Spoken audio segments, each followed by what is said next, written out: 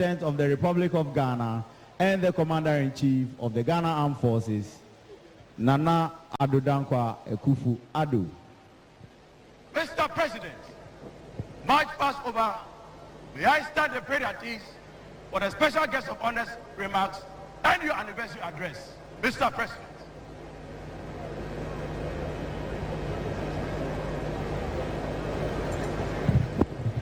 Permission has been granted. The parade commander to start the parade at ease for our special guest of honor's remarks and the anniversary speech by the President of the Republic of Ghana and Commander-in-Chief of the Ghana Armed Forces, Nana Addo Dankwa Akufo-Addo.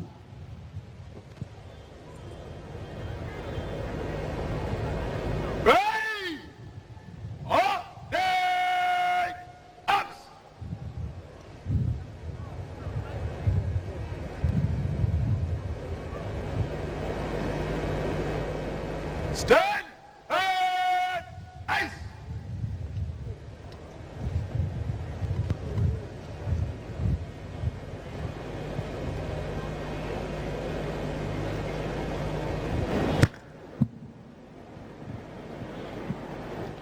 Distinguished ladies and gentlemen, may I respectfully invite our special guest of honor, the Prime Minister of Barbados, Her Excellency Mia Mottley, for her remarks. Shall we please welcome her with a round of applause?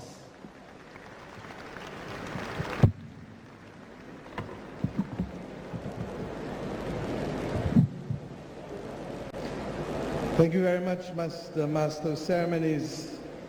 President of the Republic of Ghana, His Excellency Nana Akufo-Addo, and First Lady of the Republic of Ghana, Mrs. Rebecca Akufo-Addo, Vice President of the Republic and Second Lady of the Republic of Ghana, Your Lordship, the Chief Justice of the Republic of Ghana, honorable members of the Council of State, ministers, members of Parliament, members of government officials of Ghana, traditional rulers and religious leaders of Ghana, members of the Republic Board, and indeed my own Minister of Foreign Affairs and my own Ambassador, distinguished Ghanaian citizens all. Today I am filled with such hope, and I am so happy to be here with you to celebrate the 65th independence of your country. On behalf of the people and government of Barbados, I extend congratulations, our warmest congratulations to you on the attainment of this milestone. For us, you were the beacon that shone the light almost 1 decade before we came to that own moment ourselves. And that is why last year, when we became the youngest parliamentary republic, we asked your president to bless us with his remarks, because we felt that just as you led the way in 1957 and 1960, you led that way for us with the coming of our republic. It is almost trite to share with you that your founder leader, Kwame Nkrumah, inspired so many of us across the globe. After decades and in some instances centuries of colonialism and exploitation, the capacity to rise and to be able to say that we can, we shall, we will. That simple example gave so many of us the courage that we too could and would and should.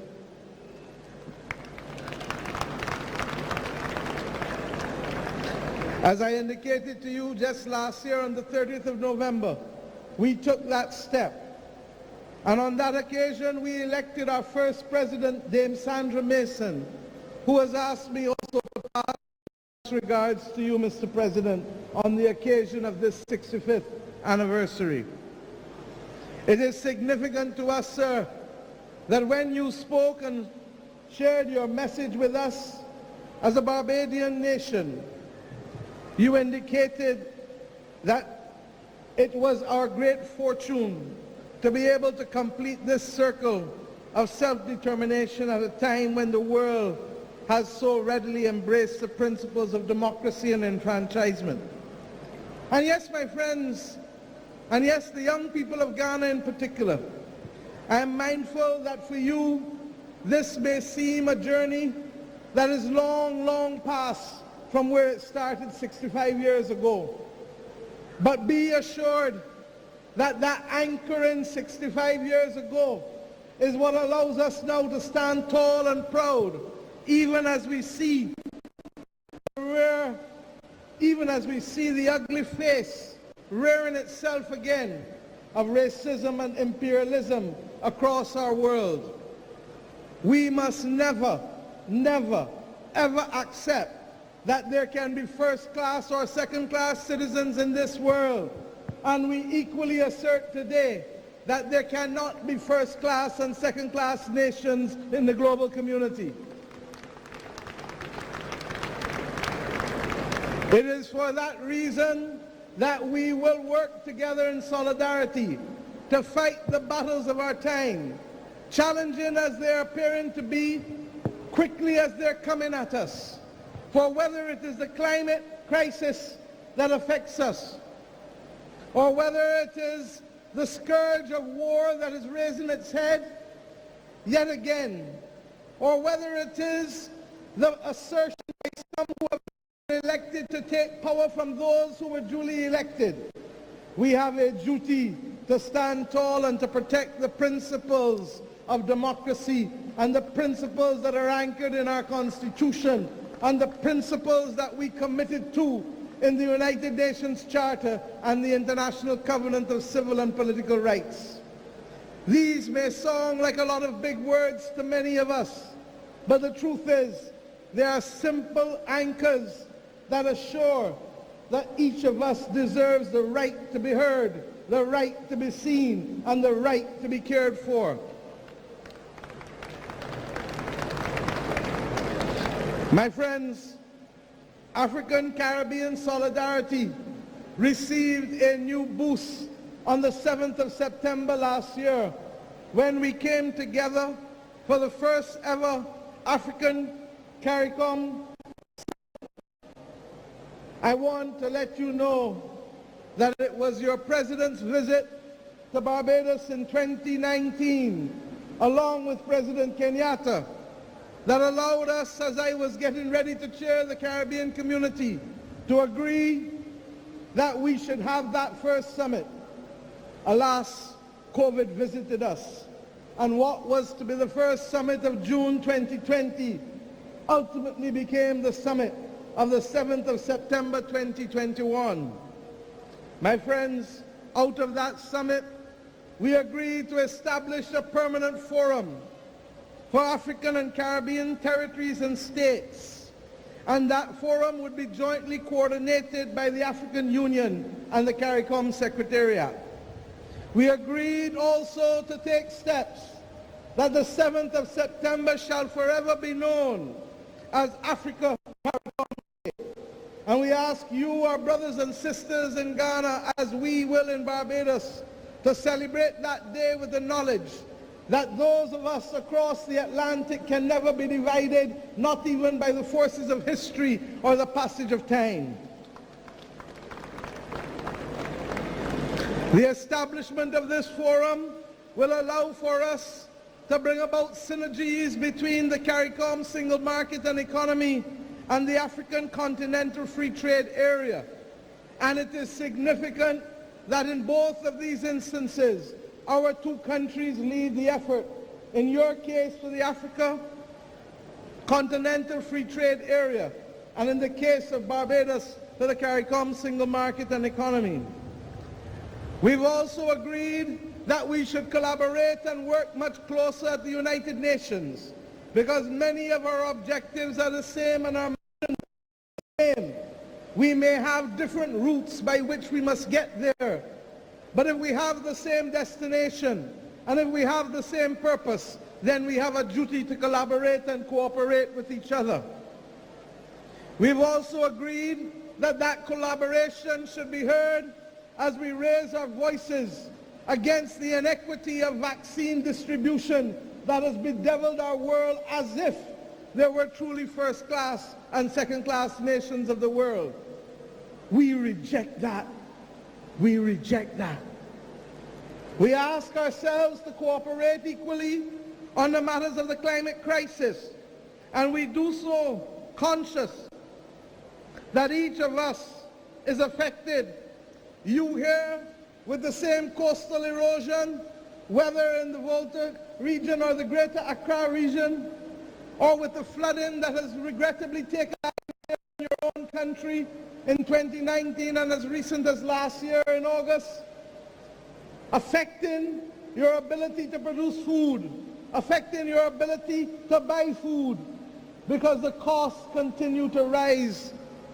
And now that it is compounded by the realities of the pandemic and the realities of the war in Ukraine, we expect, regrettably, that there will be difficult times, that there will be increases in prices continuing.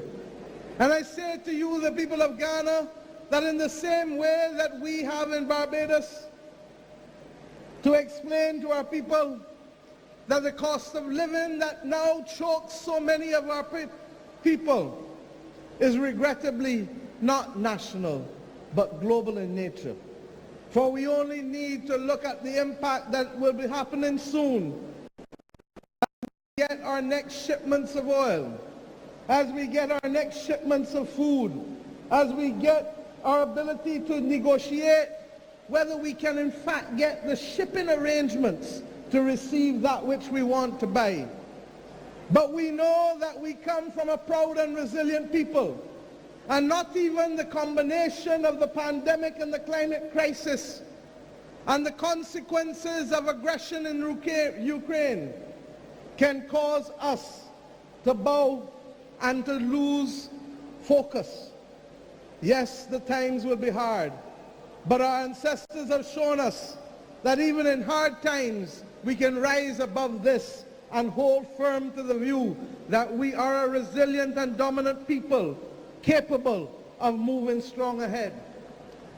It is for that reason, Mr. President, that when we look at the global architecture and the lack of fairness in the structure of it, we too echo your own calls and that of others, that the African Union should be given a chance to become part of the global leadership if it is to be legitimate and if it is to be morally accepted by us all. The G20 cannot remain 20. The G20 must become the G21, for we know that in the African Union you constitute the 5th largest economy in the world with just under 3 trillion in production on an annual basis. And we know that the 1.3 billion people of this continent actually have the greatest demographic dividend to be reaped in the 21st century, with the largest percentage of young people on the planet Earth today to be found on the continent of Africa. If there is to be a future for these young people in Africa, then that future must be shaped not just by those who tell us what to do, but must also be shaped by those who experience what it is to provide for the 1.3 billion people on this continent.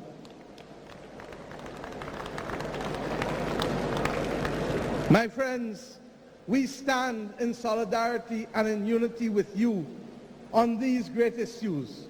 And I can do no better than to quote your own founder leader in his wise words as he addressed the OAU summit in May of 1963, when your president said, and I quote, "Do we have any other weapon against this design but our unity? Is not our unity essential to guard our own freedom as well as to win freedom for our oppressed brothers, the freedom fighters? Is it not unity alone that can well be an effective force capable of creating our own progress and making a valuable contribution to world peace? We must stand united now more than ever. And the calls to remove a member of the P5 this week only serve to remind us of the absolute injustice and inequity of the P5, the permanent 5 in the Security Council in the first place. And that is why we say there can be no first-class or second-class nations of the world. It came to a head, an absolute head, when the one that was given the power to veto, literally this week, ensured that that veto literally made the United Nations almost useless in its capacity to save the people of Ukraine as they faced down the weapons of Russia. We say today that it is not only there that there must be change. We ask the world to also recognize that the international financial institutions cannot accept that two countries, namely Greece and Ghana, can go to the market to borrow money, have the same credit rating, but Greece must be able to borrow, and regrettably, at a fraction of what Ghana must now pay for the cost of capital. That is and cannot be part of a fair and just world in the 21st century. And why must it change? Because in a very real sense, even though we settled the individual rights to protect each and every one of us, at the formation of the United Nations, we preserved an old colonial order of empires having the right to determine what the global should look like. We now know that it does not work. And we now know that the time has come to work together to change it for the betterment of the nations of the world altogether, yes, but in particular for the betterment of the people of our nations who were suppressed and colonized, regrettably, for too long.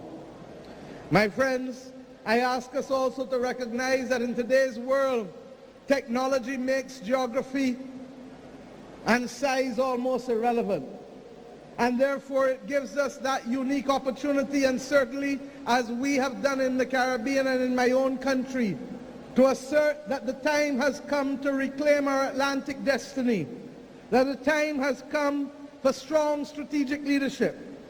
And that is why we have come to look to you on so many things for partnership as you have. I stand here today on your Independence Day to thank the people of Ghana for being able to support us in our need for nurses, with the first 95 nurses having gone to Barbados in July of 2020. We thank you, the government of people of Ghana, for that most generous gesture. And we are heartened that they have made a huge difference to our public health care system.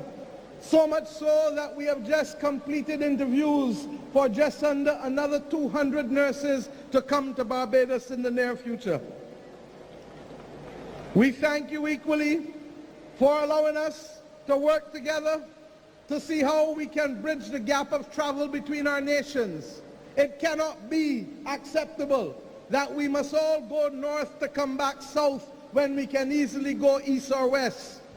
To go 7 hours and 50 minutes to London is much longer than if I would have come direct to Accra.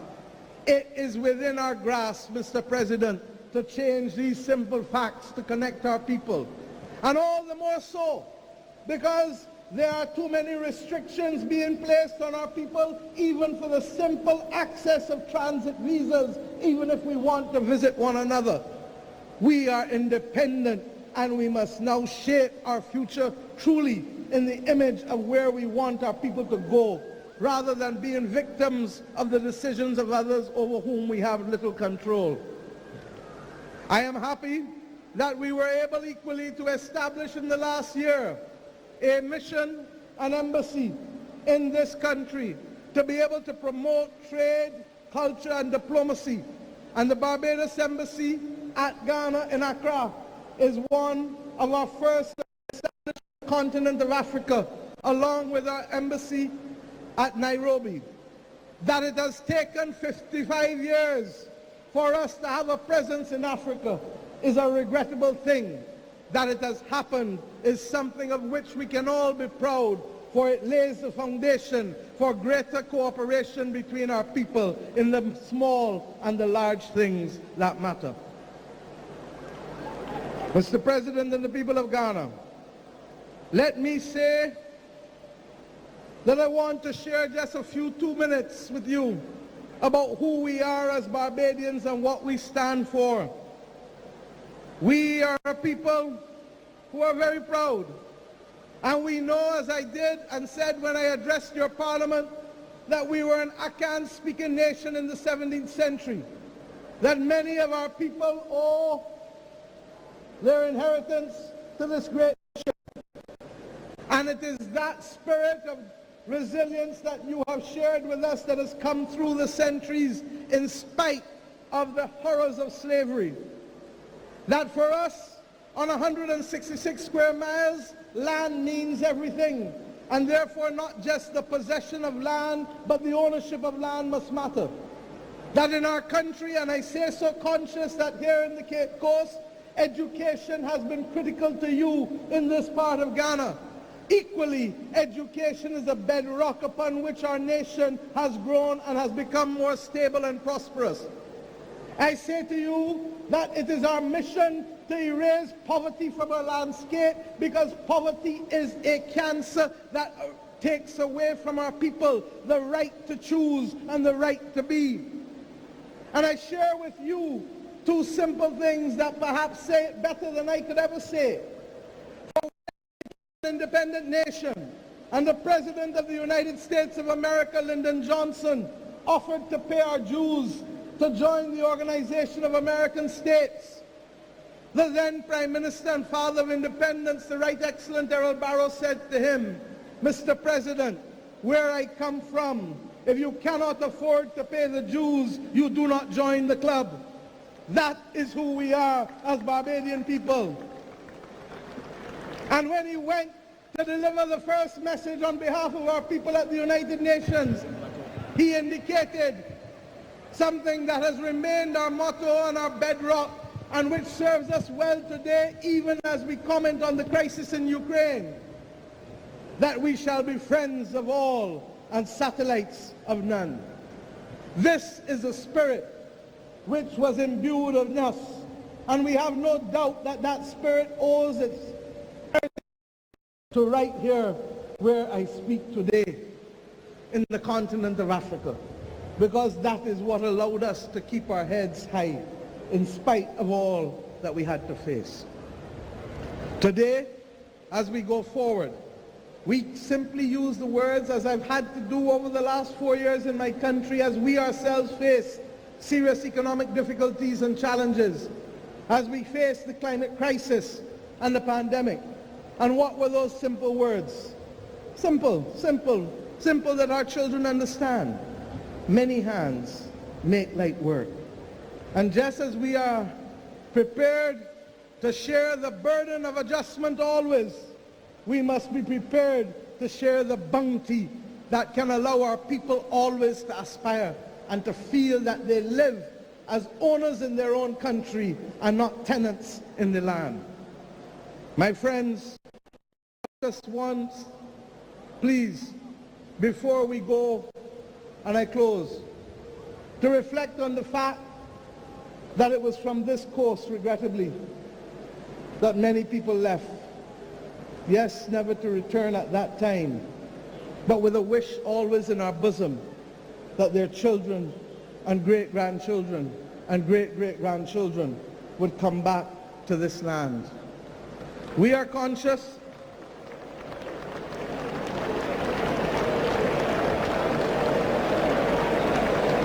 it is emotional. We are conscious that those who put your family in those castles, those horror houses, whether here or in Gorée, did it because they simply did not see you, hear you, or care for you, and did it solely for the purpose of profit and solely for the purpose of power and dominion. It is regrettable that those same motives are showing themselves on the landscape of the world today. And if ever there is a people who can speak out against it with a moral authority, if ever there is the capacity for global moral strategic leadership, Mr. President, it must come from those of us who are affected on both sides of the Atlantic, those of you who lost brothers and sisters, and those of us whose great-grandparents and great-great-grandparents suffered the indignity of being treated less than human. We have come to this point today to say to these young people who sit opposite me that it must never happen again. I'm sure that it shall never happen again. We shall build monuments that you shall never forget. And it is therefore with pleasure that I share with you today that one of your own distinguished citizens, the David Ajay, has been the person responsible for designing the monument in Barbados, the country that has had, regrettably, a relationship with racism that is a blot on our history. The parliament which I lead, regrettably, was a parliament that in 1661 passed the slave code that came to spawn all of the other laws that govern slaves in the Americas. It is for that reason that we, the children of independence, have an obligation to build a monument such that these young people shall never forget the scars of history. And that monument, 570 slaves buried in the burial ground at Newton Plantation in the parish of Christchurch, Barbados. We shall equally build there a genealogical research center so that we can truly understand who and who is exactly family. Because Barbados has the second largest transatlantic slave records in history, only to be exceeded by the United Kingdom, whose ones perhaps may not be as pristine as ours for different reasons.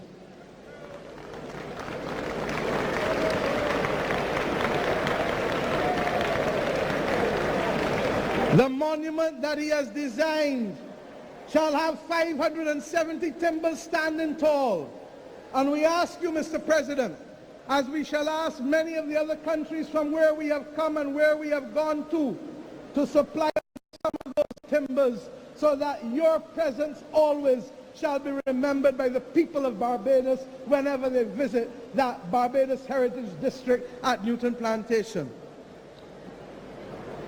I end simply on this last point. The discussion of reparations can never be an easy discussion. It is complex. It is difficult.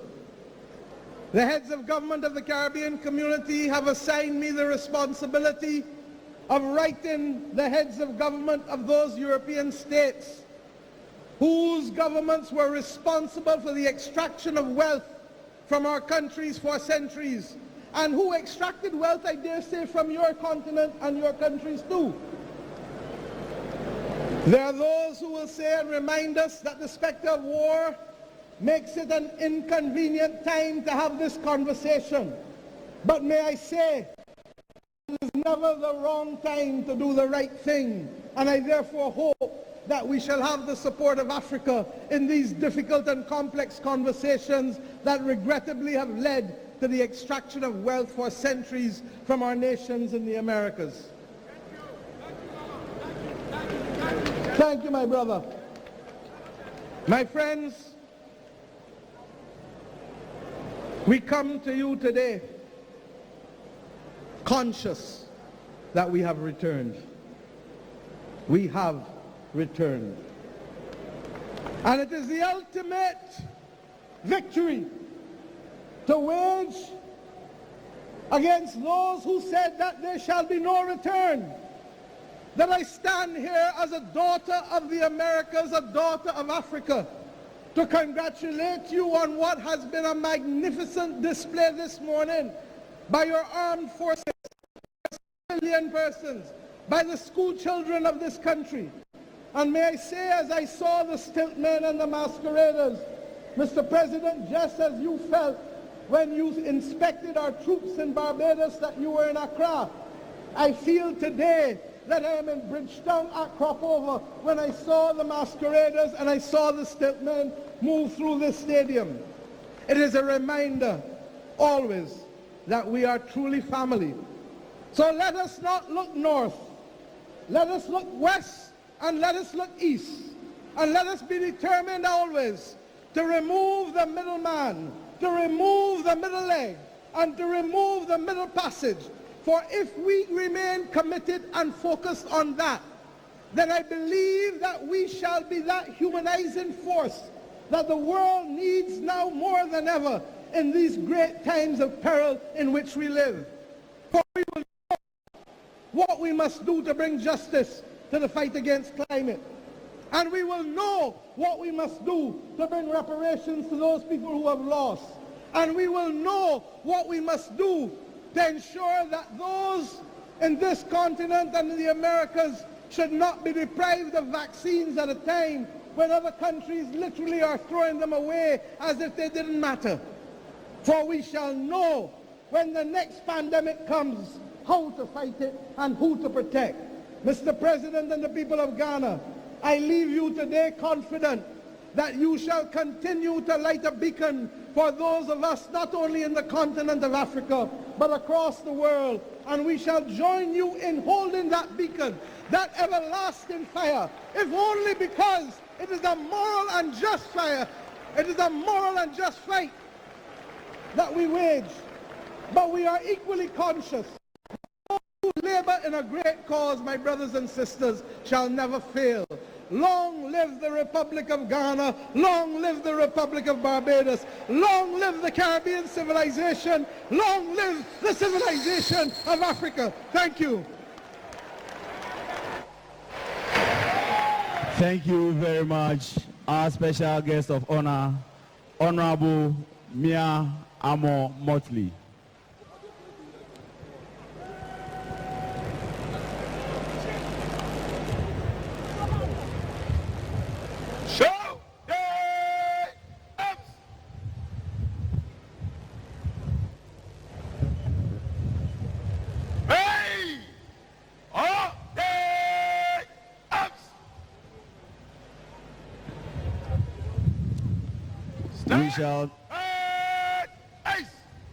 We shall now have a drum appellation.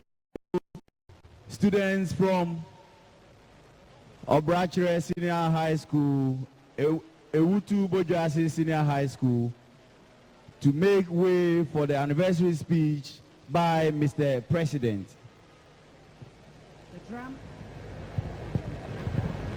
Distinguished ladies and gentlemen, the drum appellation is performed by Master Ebenezer Nkansa and assisted by Master Ernest Baidu, all from Ewutu Bojoase